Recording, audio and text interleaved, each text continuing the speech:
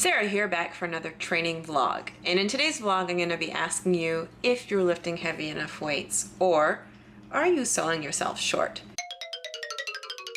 Well, it turns out I was selling myself short, and I'm going to share with you exactly how I figured that out. There's a bit of math involved. So I'm going to take you to the Globo gym as well as my home gym, and I'm going to show you a bunch of really cool exercises that you can start doing right away that will make you stronger. All right, for the first session, I'm taking you to Dallas to a Globo gym, and I want to share with you all of the training I did over the past few weeks that helped me figure out golden proportions. So I figured out what I was doing that was making me sore and what to do to not be sore. So let's get this party started. So this is the mistake I made in this session. I decided that I wanted to go to town on my inner hamstrings because my inner hamstrings are weak. And well, I didn't balance that with external torque. Internal torque is the inner hamstring. So boy, oh boy, did I pay the price. I couldn't even walk up and down stairs for days after this session. So in hindsight, I should have done external torque to balance this. So you'll notice I do a lot of single extremity work. I was doing single leg press here. I'm doing kind of like a pistol squat concept, and this is the step up. But I don't just do it going forward, I also do it laterally. So that way I'm working in all planes of movement. So once I finished up annihilating my inner hamstrings, then I decided to play with the golden proportions. Coco, stop it. Ow. I started with the terminal knee extension machine. So I started with external torque, which meant I was doing about 5 to 6 reps, as heavy as I possibly could.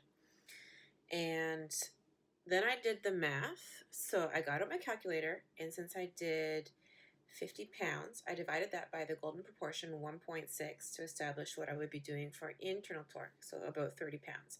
Then I took the reps I did, which was 6, multiplied it by the golden proportion 1.6 to establish 9 reps for internal torque version. Watch my feet to notice the subtle difference between internal torque and external torque. So then I moved over to the hamstring curl machine, and I applied the same principles. And because I applied the golden proportion, I was able to minimize soreness.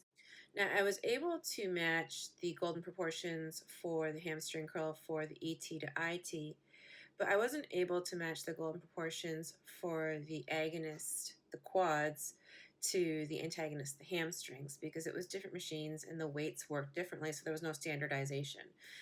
But miraculously, I had no soreness in my quads, so obviously I lucked out and it worked. Then I did the same thing for hip abduction and hip adduction, and because I matched the golden proportions, I didn't have any soreness at all. So that was cool. I definitely learned some lessons from this experience that I was able to apply to the next day's training session. And of course, I always travel with my buddy Lee, Sarah Solomon jump rope, and I was able to bang out some double unders. All right, session 2. At this point, I had some pretty bad DOMs in my glutes and inner hamstrings. So I was doing back and chest, and I started with 130 pounds heavy with the lat pulldowns. Then I divided that number by a 1.6 because that was external torque. And then I also established the reps. And then I did the internal torque version. So this is targeting the teres majors, whereas what I was doing with external torque was targeting more the lats. Excuse me, excuse you, excuse me. Let's go back. Hold on, rewind, rewind, rewind.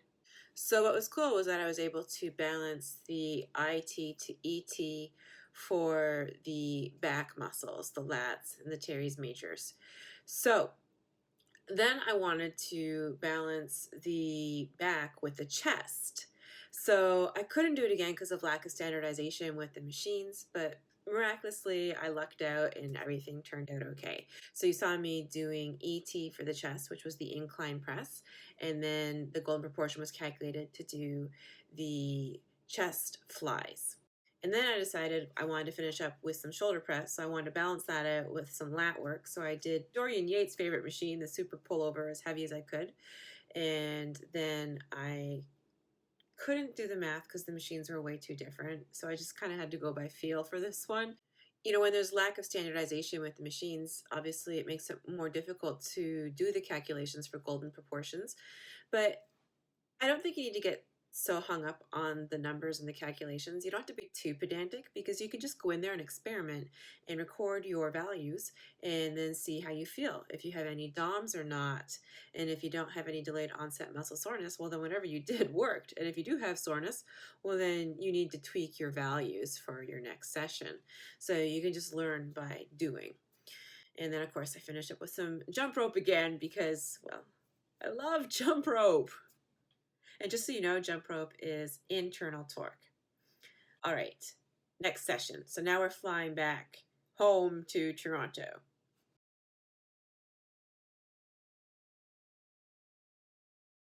So I'm part of the StrongFit mentorship program, and I just love it. And this was the homework that was given to us to do 100 internal torque bench press. I did floor press. And whenever you break, to do 5 to 7 external torque Yates rows, named after Dorian Yates, 6-time Mr. Olympia. And then to do 100 IT pendulum rows, and whenever you break, do 4 to 7 external torque incline presses.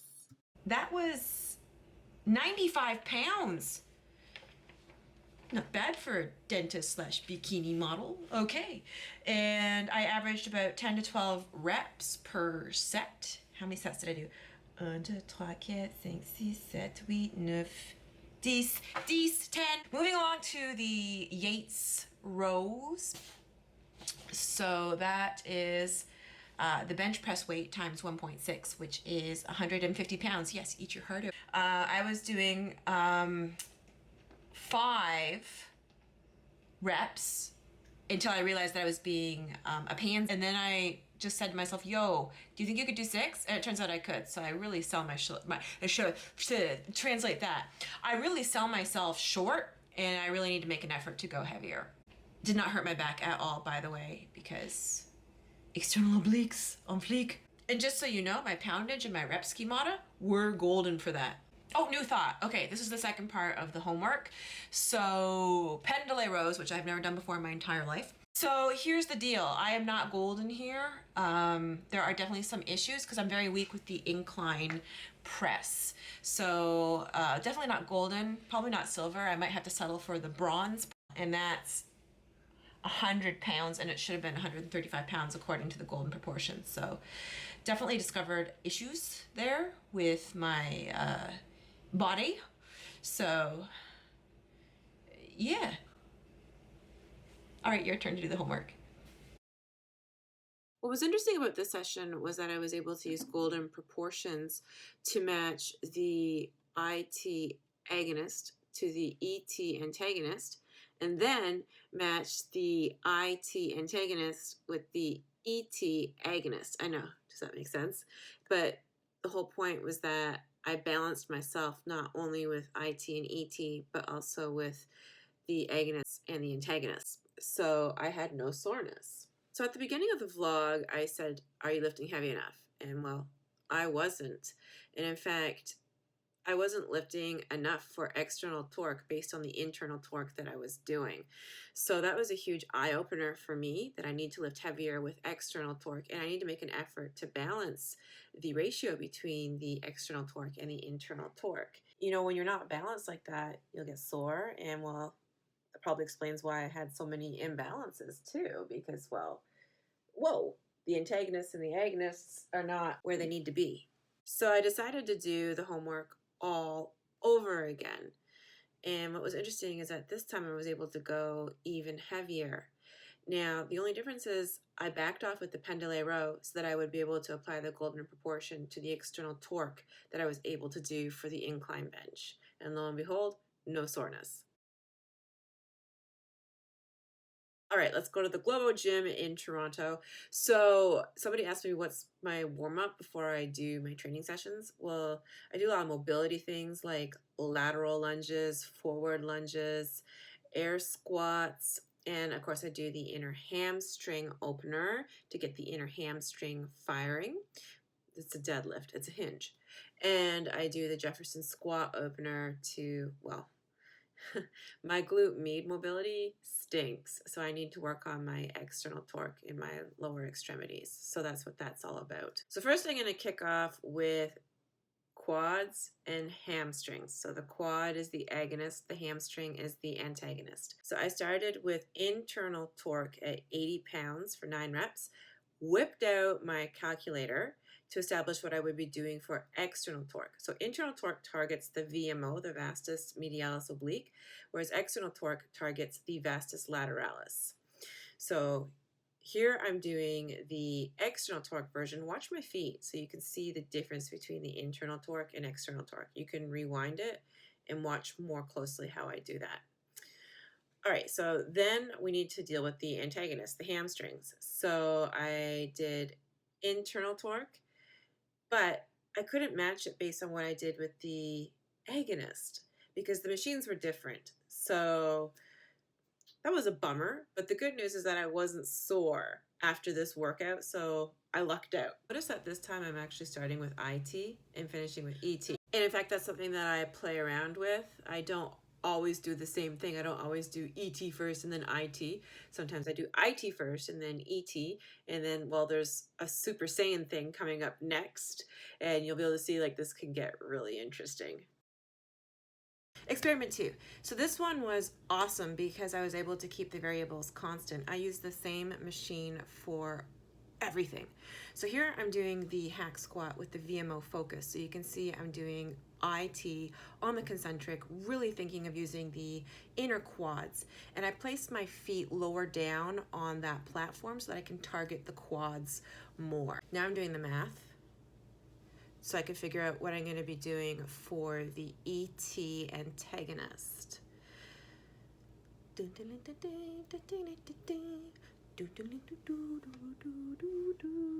All right, so for the ET antagonist, I'm actually getting into the hack squat backwards. So you can see exactly how I'm climbing into the sucker, and this is going to target the outer hamstring and the glute med, the ET antagonist. Notice on the concentric, I am in external torque. So I don't think I could have taught Coach Gus into doing this one with me. I was able to pump out 6 reps for this, and then I died. All right, the second couplet. So this is the IT antagonist. So I'm doing internal torque on the concentric, and I'm facing the machine. So I'm targeting the inner hamstring and the glute max. There you can really see I'm getting the tie in there. This is how I built my bum for bikini competitions. All right, so then the ET agonist, this is the vastus lateralis that I'm targeting. This is Dorian Yates' favorite for the outer sweep of the quad. And this is how I used to do it when I was competing. So you can see I'm external torque on the concentric, really thinking about the outer quad. Now in real life, do we need to be this pedantic? In my opinion, no. It was just an experiment I did. Was I sore afterwards? Absolutely not. And historically in the past, when I did the hack squat machine, I was extremely sore. So this is really cool. This stuff definitely works. And the other cool thing is that I was lifting way heavier on the hack squat than I ever did in years past. So that's what's so awesome about this, is that it's actually making me stronger and it's decreasing my recovery time. So that means I can train more frequently. So this is basically the same effect as being on steroids, because the whole reason why people take steroids is to reduce their recovery so they can train again. So yeah, this hacks performance. Then I finished up with the hip adduction, abduction machines. You know, those machines that show the whole gym, your groinal plex. So I'm really strong with hip adduction because my hip adductors are like my 4th hamstrings. And I could have done more weight with this, but unfortunately I couldn't do the weight I was supposed to do with the hip abductors. So we already know that my external torque, the posterior fibers of my glute med, suck. So what's interesting here is that I couldn't do the external torque that I should have been able to do based on the calculation from the internal torque poundage that I selected. And guess what? I have been so sore with my hip adductors for days. So this is a lesson that I learned, that I must respect the amount of external torque that I can do and base my hip adductor weight on that. So yeah, I'm gonna try that next week and see if I can prevent soreness. All right, now we're going to a brand new Globo gym in downtown Toronto to do Richard's Super Saiyan, I don't know, this is a new word for me, workout. Basically, I think it's like some mythical creature that has fabulous powers. So Richard is a strong fit coach. He's mentoring me. And so I kicked off with his external torque primer, so rear delt flies, and I went as heavy as I possibly could, 100 pounds. And then I did external torque incline dumbbell press. This targets the clavicular head of the pecs, which is external torque. And I was able to do 45-pound dumbbells. Next week I want to try 50. I'm excited about getting stronger. I mean, I never would have thought in a million years I'd be using even 45-pound dumbbells. Okay, then I did internal torque decline press. They didn't have a decline press, so I found this bench that was slightly on a slope and used that. And then based on the calculation I did for the decline press, I established the poundage for the lat pulldowns. And I did heavy, like 120 pounds. Like I was dangling from the bar. Now, Richard mentioned that I was compensating with my mid traps and my rear delts because my lats are delinquent. So that's something that hopefully over time will just smarten itself up. So I'm pretty excited because I've never lifted this heavy before. Moving along to internal torque leg press. So now we're doing the lower extremity. And I started with 200 pounds. Then I did the math to establish what I would be doing for external torque, 320 pounds. I'm like, what? That sounds so crazy. And I loaded it up, and lo and behold, I could do it for 6 reps. So that was really cool. But I was sore in my vastus.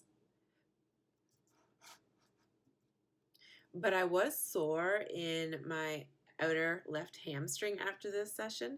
I think because it's weak, and I think this was just very taxing on the nervous system because I've never done this kind of poundage before in my life. Then I finished up with 1 set to failure of cyclical air squats. So that's external torque on the eccentric, internal torque on the concentric. Oh, and then I found this funky treadmill, and I thought I could do like a wannabe sled push on it. I felt like I was going so fast, even though I'm slower than a turtle in Benadryl. Richard told me to pretend I was doing mountain climbers. I'm like, you mean like mountain climbers in really thick hummus? So, well, I think this one was a waste of time, so I won't be doing that again. So after the Super Saiyan sesh, I had minimal soreness, as I mentioned, in the left outer hamstring. And I had a little bit of soreness in the rear delts, but nothing that prevented me from doing another workout. So yeah, that was pretty cool. And I suspect that soreness was just from really taxing my nervous system with really heavy weights, and my body just wasn't used to it. So I'm curious to try another Super Saiyan session and see what happens. All right, well, thanks for tuning in to the end of my vlog, and hopefully there's something there that you can immediately implement that'll make a big difference for you in your training. And make sure you subscribe, or else your proportions won't be golden.